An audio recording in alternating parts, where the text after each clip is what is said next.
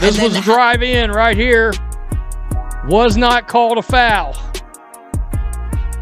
And wow, I gotta tell you, it was on and popping in this game. Even make a move to try to keep Burton off. Caitlin crashed out on the refs. Right here. Right here. She lost it. And you could tell at one point in the game, later after this, she got pulled out of the game, and I think she slammed the table on the way out of the game. But this is another look at this. Real close. I've got to be honest, the officials allowed... The world of basketball is blossoming with startling discoveries. A reputable sports writer has revealed what seems to be a concerted effort by the Indiana Fever to discredit Caitlin Clark.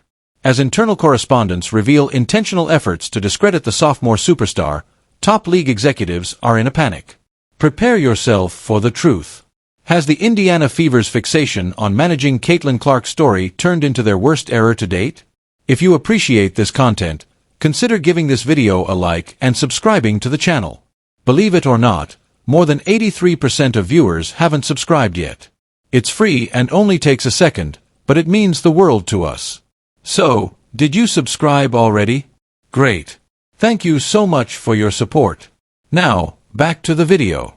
Are they, like, my only logic is that they are hoping that something bad happens during this game tonight, so that they can say, well, look, this has happened. This is when we were reporting this whole fan base and something happened tonight. Okay, so the Indiana Fever are now experiencing a complete collapse. In all honesty, they are entirely to blame. An actual credentialed reporter with contacts inside the league office is exposing what appears to be a concerted attempt to downplay Caitlin Clark's influence on women's basketball. This is not some random Twitter account with 3 followers and a basketball emoji in their handle. I'm going to give the referee some credit here. Referee didn't even give her a technical. In this moment, this was the first time I've ever seen that the referee actually treated her like her name was LeBron James. Let us simply call it what it is, the most disgraceful act of self-destruction a professional sports league has ever committed. The Indiana Fever have finally received the widespread recognition they have long yearned for. And it seems that their reaction is to disparage Caitlin Clark, the athlete who has attracted millions of new fans. The now famous inquiry into alleged racial remarks made during the Indiana Fever versus Golden State Valkyries game served as the catalyst for the whole affair. Do you recall the game in which Clark scored the remarkable triple-double? Additionally, the Fever completely destroyed the Golden State Valkyries by 35 points, shattering 11 records. Rather of commemorating this amazing accomplishment, the WNBA opened an inquiry based, wait for it, on Twitter postings rather than proof, video, or audio records. Respected USA Today journalist Christine Brennan has recently disclosed something even more alarming. Her sources claimed that the investigation's goal was never to shield athletes from racial mistreatment. Finding something, anything, to divert attention from Clark's commanding performance was the goal. According to Brennan, a top WNBA official said in a leaked internal message from the league office, "Need to find balance in coverage. CC momentum becoming troublesome for league narrative." Yes, you read it right. A player's popularity is troublesome according to a league executive. Imagine the NBA claiming that LeBron James' popularity is detrimental to their league's narrative. The ridiculousness is unbelievable, but it just gets worse. Brennan's report contains information about a messaging strategy that was developed weeks prior to the Fever Golden State Valkyries game. The strategy outlines ways to guarantee fair coverage for all players, which may seem reasonable at first glance, but it specifically outlines ways to limit Clark-focused stories and divert media attention regardless of on-court performance. This clarifies a great deal about how the league has treated Clark ever since she joined the WNBA.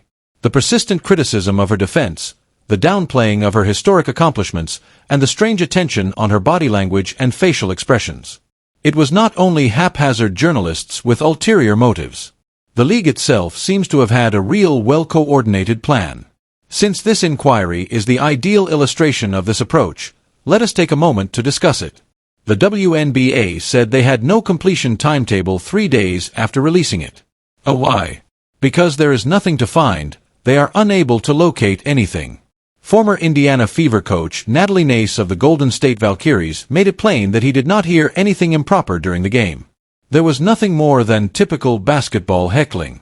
According to many spectators, they used a well-known flight response sound effect, which is often used in NBA stadiums, including Pacers games, in what some attempted to misrepresent as racist yelling.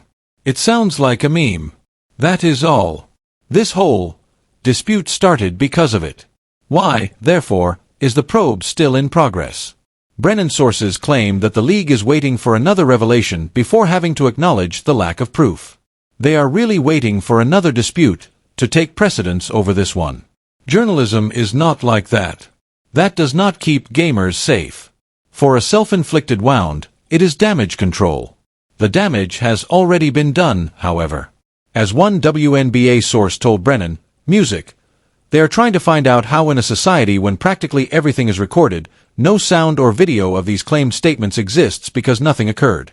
The Indiana Fever's fan base has been negatively impacted by the investigation's very existence. And a narrative that only exists on social media rather than in reality has been formed. As they say, the severity of the accusation is what matters, not the quality of the proof. The WNBA legitimized unfounded allegations by initiating its inquiry based on unsupported Twitter remarks. In order to deflect attention from Clark's remarkable achievement, they essentially put a whole fan base under the bus. Employees at the WNBA voiced concerns about the league's current trajectory. The issue is why, according to one employee, there is internal concern over Clark's popularity, creating a scenario where casual fans only care about one player. Instead of using it to develop the entire league, there is this bizarre anger and aggressive attempt to minimize her. Why would a league that has had years of problems with attendance, popularity, and mainstream importance consciously want to undermine its greatest star? Brennan's reporting offers intriguing answers. First, the competitive balance in media coverage seems to be a major worry. According to some league officials, letting Clark represent the WNBA might drive away other celebrities and their fan bases. In theory, this could make sense, but in reality, it demonstrates a basic misunderstanding of how sports marketing works. There have been faces in every successful sports league. Brennan sources claim that several powerful individuals in the league's hierarchy are uneasy about the shifting demographics of the WNBA fan base.